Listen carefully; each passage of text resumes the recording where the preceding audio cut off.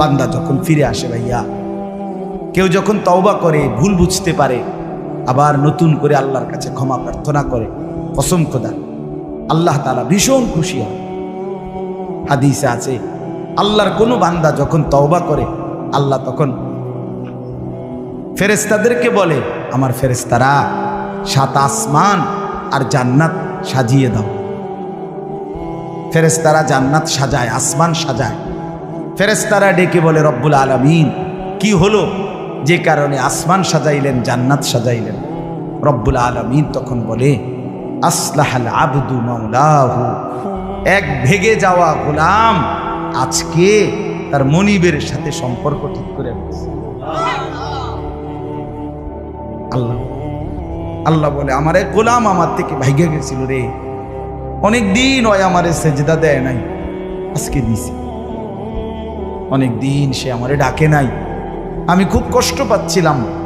আমার বান্দা আমার হাতে গড়া, আমার দেওয়া নাক, চোখ, কান, আমার দেওয়া জবান, আমার দেওয়া জিহ্বা, আমার গড়া বান্দা আমারে ভুলে আমার থেকে ছুটে গেছে।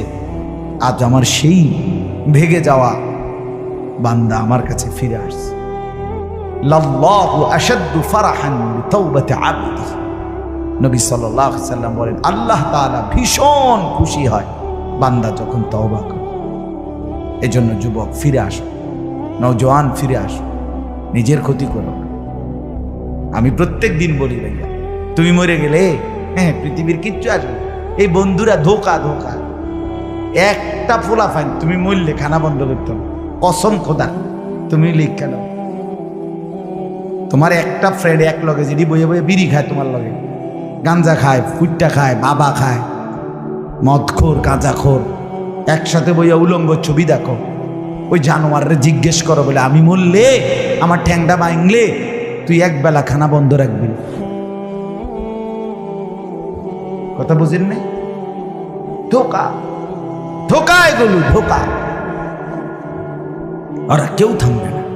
আরে আপন বাপ মরলে যেই সন্তানরা দিনের বেলা দাফন কাফন করছে, তারা কি সেই সন্তানরা, আপন সন্তানরা রাতের বেলা ভাত খায় না? কথা বলেন না কেন? পাশের ঘর থেকে খানা রান্দাইয়ে আরো বেশি খায়, আরো একটু বস্তু লাও, যেই কান্দাটা তুমি কাঁদছো আজগা কি ভাইয়া, তাইলে তাহলে আপন বাপ, তারপরেও তো সন্তান খানা খাচ্ছে, তোমার লেগে কাঁদবে কি? এর জন্য পৃথিবী আমাদের কারো জন্য থামবে না ভাইয়া, থামবে না। সামনে